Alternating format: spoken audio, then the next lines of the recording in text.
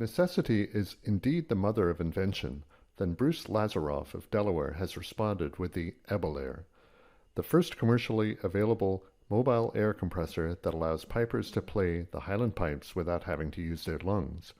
A software engineer, Lazeroff was inspired more than 10 years ago to develop what would eventually become the EBelaire to help a friend get back on the pipes.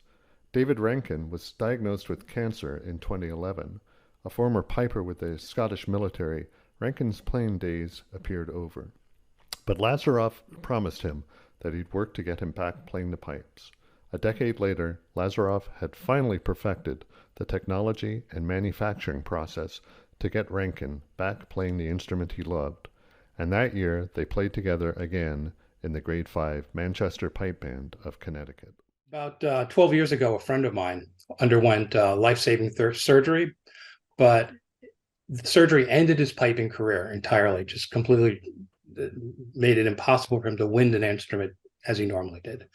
And because his family was steeped in piping, it really affected him. I sat with his wife during that surgery, and I said, "Look, I have no idea how I'm going to do this, but some way, I'm going to get him back up playing pipes."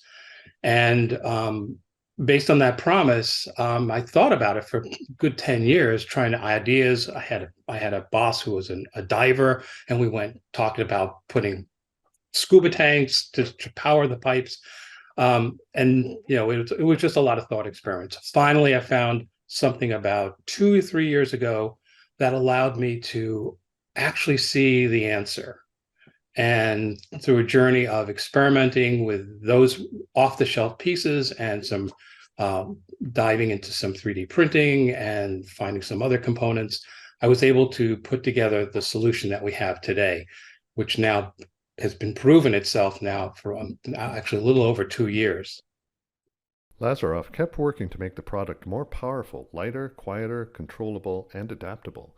And earlier this year, the product came onto the commercial market. What we have is a battery operated. I can show you right here real quick. It's a battery operated device. It weighs totally 4 pounds, and the box itself, as we see right here, the battery just sits on top. It sits on your shoulder, and it's way down below your waist, so that any sound is pretty much driven away from the instrument as it's being played. And all you're doing is you're using a wirelessly controlled actuator that turns the pump on.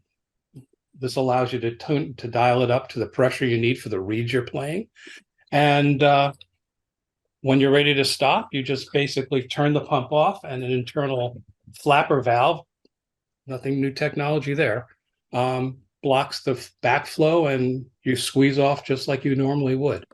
So really all this is doing is it's delivering a constant flow of air into the instrument at pressure to drive all the drones, equally, and the chanter equally, and when you're fully able to do regular three-pace roll starts, and squeeze off for a stop, which is why it's been so effective for David and for everybody else, because you can use this both in a band and individually in any kind of performance without modifying your bagpipe. But what about background noise? Pipers and pipe bands are already accustomed to competing with generators and talking in the background, but does the EBelaire create a constant hum? Total noise is about 50 decibels, which is a room. And that's when you're in a room. When you're outdoors, you don't hear it other than the first 2 seconds when you hear the basically the compressor wind up, and then it completely goes away. With a rapidly aging population in piping-rich countries, the product could be a savior for those who wish to keep playing, but are unable due to physical disability. I would say I'm marketing it for people who do have disability with blowing. They've either developed it over time, or they've just gotten tired of blowing. EBelaire is not only aimed at pipers with breathing disabilities, Lazeroff says, but can be for other medical problems that prevent blowing a full set of pipes. It is really turning into be a very effective tool for people who I didn't initially perceive. For example, one lady up in Canada purchased it for her husband and herself because she's developed glaucoma. And that condition, if you start building up blowing, can actually damage your eyes from increased pressures. I have another gentleman who has had radiation treatment, and he's no longer able to create a really tight seal around the blowpipe. So these are ways that people who had been locked out for various disease processes from playing anymore, and allows them to continue their journey. The other thing I'm finding it really useful for is actually teaching. So one of the problems I have with students is when I have them transition to the pipes.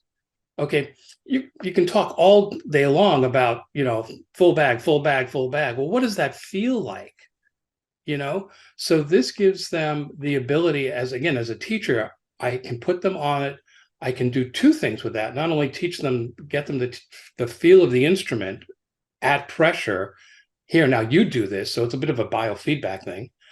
But it makes figuring out their posture so much simpler, because at that point, I can see the dynamics of their body and their posture. So I can, once and done, figure out the length of blowpipe they need so that they can keep that and maintain that posture. So there's a lot of uses of this that I'm finding, more than just a simple replace it for a person who's got a disability. So what about associations? EBelaire presents obvious quandaries for competition-oriented piping and drumming organizations. Pipers and drummers who are blind or depend on a wheelchair have been welcomed to compete. But what about pipers using a technology that eliminates moisture and maintains a consistent pressure?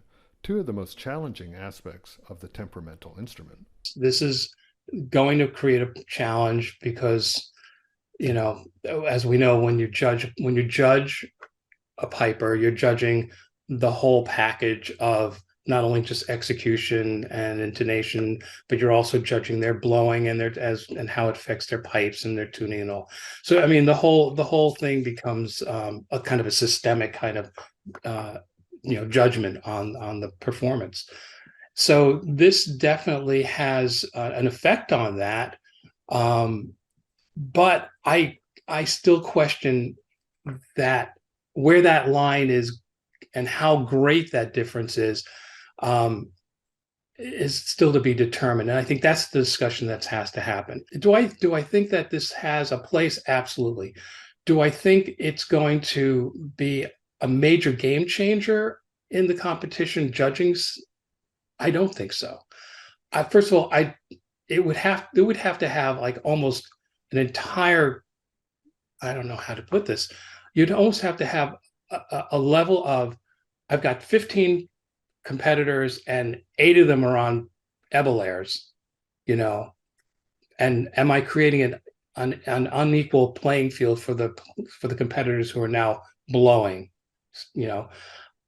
There's going to have to be some kind of discussion around that, but I think for right now, where we are, this is a new product. It's doing good, and I don't want to get away from the fact that it's doing so much good for people in this, I don't call it a sport, but in making music and competing and just having fun with the instrument, that I don't want to get too wrapped up in the competitive thing. I think that's going to be worked out over time. I think that the discussion is valid.